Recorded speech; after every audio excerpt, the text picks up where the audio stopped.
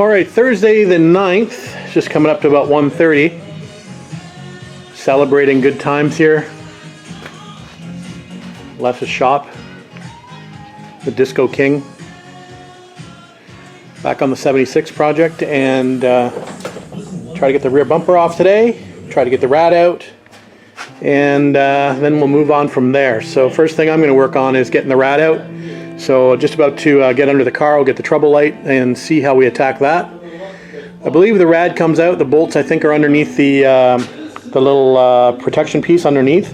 So I'm going to try to remove that plate first, and then we're going to get to those bottom bolts. Alright guys, quick update for you. We've got the carbon canister bracket off with the anti-run-on valve detached.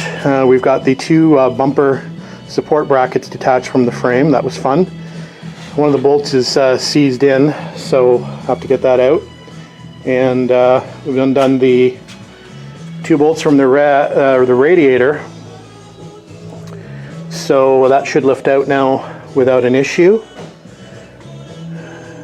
So let's give it a shot.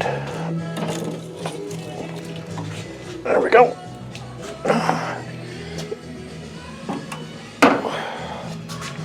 Okay, radiator finally out. Gives a bit more room here at the front. And just an FYI, stud comes up from the bottom. So I'm not sure what's going on here.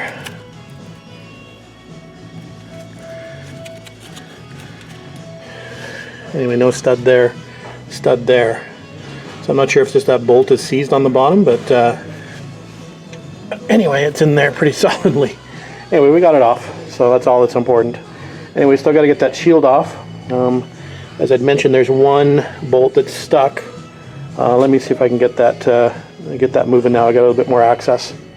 I'm just waiting for Les to give me a hand helping with that radiator protection shield. So in the meantime, I think what I'll do is I'll remove the fuel pump now that we've removed the tank.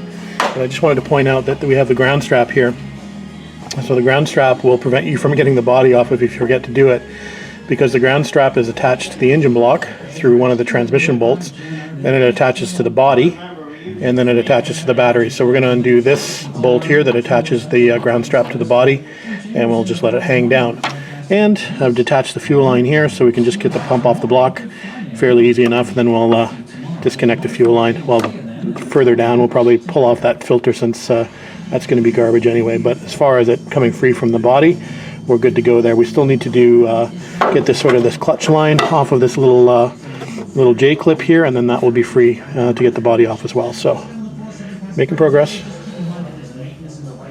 Okay, I'm giving up on that radiator protection shield for now because a couple of the bolts are seized in there solid.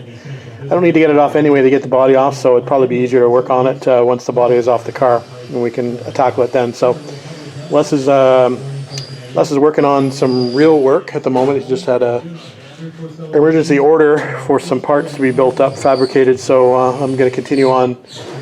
At the back of the car, I'll take over Les's job of taking the rear bumper off, so let me move back to the rear of the car now. Alright guys, onto the rear of the car, and if I'm not mistaken, these straps were the rubber bumper overriders. I think they should have a bolt in here, but it doesn't have a bolt on either side, so they're just sitting free of the pickups for the frame, so I'm not sure what's going on there. So anyway, I'm assuming I have to go inside the rear valence to get the bolt out on the inside for these. So we're gonna investigate. I know that the side of the fenders are held on by a bolt that attaches to this bracket here. I've got those on my car, so that's no different than the later cars. It's just this rear bumper arrangement is a little bit different. So gotta get a little further under the car. So I definitely don't envy you guys with these rubber bumper cars trying to get the bumper off. So I've done a little bit of research after playing around with it and trying to get a socket and or a wrench on the rear bolt here. It's holding the bumper on just to the back of the bumper here, and that's becoming a pain in the butt, a real challenge. So I just jumped online and did a little bit of research, and from what I'm hearing is the best thing to do is to get a very long extension. I think some guys are saying like a 17-inch extension, which almost comes to, I think one of the guys was saying almost to the rear wheel, to be able to get a better shot on that bolt at the rear. So I'm going to see if I can put a bunch of extensions together. I don't think I have enough tools here at Les's shop. We have limited tools up here. I keep bringing the tools from home that I think I'm going to need, but I don't think I have that much extension to make it long enough to make a difference. So this might have to wait, and we'll test out that philosophy of having a longer extension to make this easier. I know the two bolts have to come off the side of the bumpers here. They are still attached. I'm going to wait to do that. I'm really focusing on this rear bumper mount, which is becoming, like I said, a major problem. So anyway, we'll stick with it though. I'm not going to give up. Les wants to get the reciprocating saw out already, and I said no, we're not going to do that until it's a last resort. But I'll play with it for another few hours before we resort to either a cutting torch or a reciprocating saw, that's for sure. I won't let it beat us. Okay, we've found every extension we can find in Les's shop, so that's about 16 inches or so without the socket. So we'll get under there and see if this makes a difference in us trying to get that that bolt off. Wish me luck going back in under.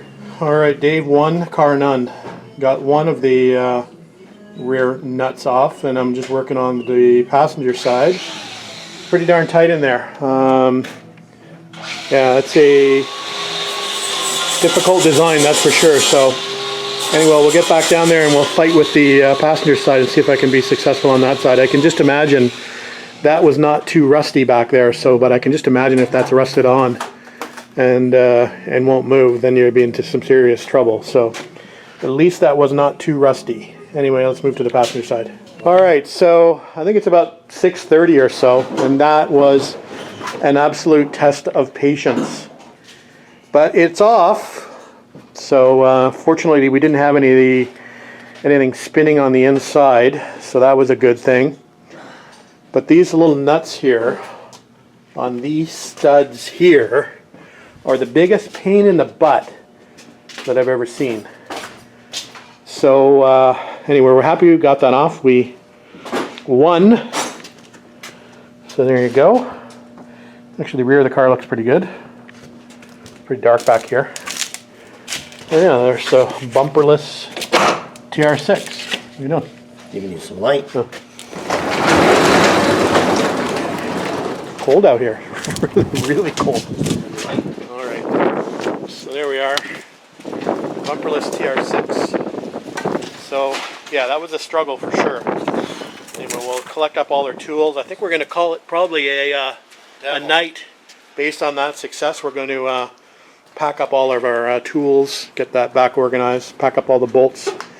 Anything we took off the car. It didn't seem like we got a lot done today, but we got what we wanted to get done accomplished. So rear bumper, rad, bumper support for the front, horns came off with that, fuel pump came off with that. The emissions canister is off. So I would say, Les, tomorrow the body comes off and the grill. We don't need to take the grill off to get the body off, but maybe we'll try to get the fasteners off to get the body off. I think we're pretty close, Les. So we'll do one more pass through and see what needs to be done as far as getting the bodies off. But yeah, we've got to figure out what's going on with this plate over here and remove that plate in order to get to those fasteners. Same thing over there. So that will be for another day though. I think we're going to call it a night, and we'll get back out here hopefully. Oops, sorry for the focus. We'll probably get back out here hopefully tomorrow.